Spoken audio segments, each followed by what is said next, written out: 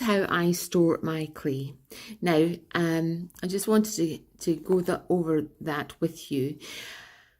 So I always store my clay in a sealed pot like this. Now you can buy these relatively cheaply off the internet, or if you are a great fan of curries, takeaway curries, then you generally find that the little spice pots that they give mango chutney in and so on are ideal for that purpose too. So it's quite airtight. It has a baby wipe in the bottom here, and this is my clay, and it's stored in cling film or saran wrap as the Americans call it, and it's been in there for several weeks now, and you can see here it's quite nice and moist still. Now, if you were ever getting to the point where your clay was drying out a little bit, this is what I do. I always take it onto a nice badger balm, or have a board with applied badger balm or olive oil or cool slipper or some release agent, and take my roller and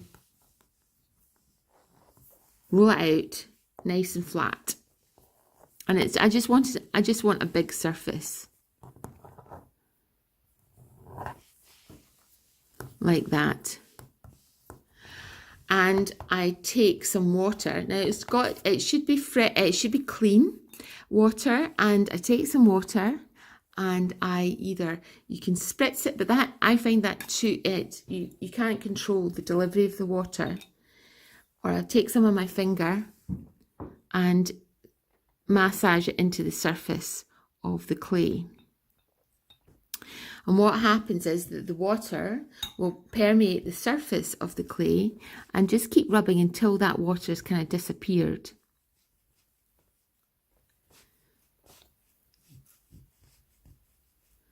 And once it's disappeared, just wrap it up, or pick it up if you can. It's quite flat and wet. Pick it up like that, and just roll it back into a little ball.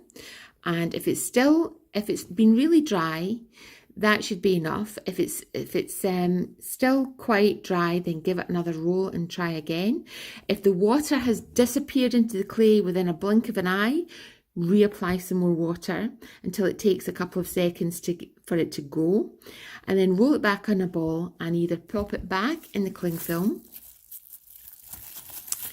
and save it for use. This will keep your clay fresh for weeks and weeks, this kind of care.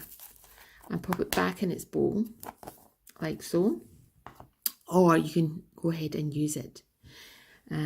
So that's the way I keep my clay fresh.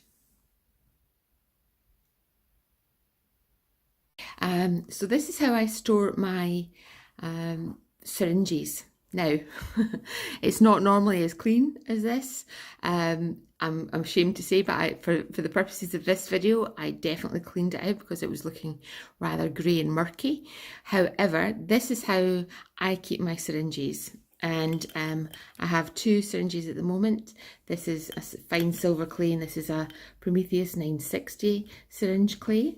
And when I open the syringes and get them ready for use, when I put the syringe tip on, I just keep it in water, and that's all I do, so that you can reuse it whenever you need to. So you can just take it out.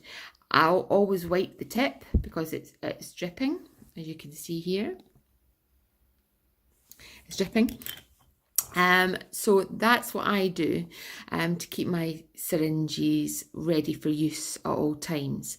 Now you'll see that there are other syringe tips in the jar of water as well, and I do that. This is another wee tip for you, is that I will keep any used syringes that I have and keep them in the water, just to keep them, because usually when you finish a syringe, there's some clay still kept in the syringe tip here, and I just keep it like that until I'm ready to use it. Now what I can do is I can decide on what width I want the syringe tip to be by cutting it with scissors. So if I want a really fat extruding line, then I can cut somewhere up here. And if I want it to be kept thinner, but not as thin as the one that comes with syringe, then I can clip it off here. So keep your syringes and keep your syringe tips, because you can definitely use them later, and it means that you can decide on what width of syringe extruder that you want for the project that you're doing.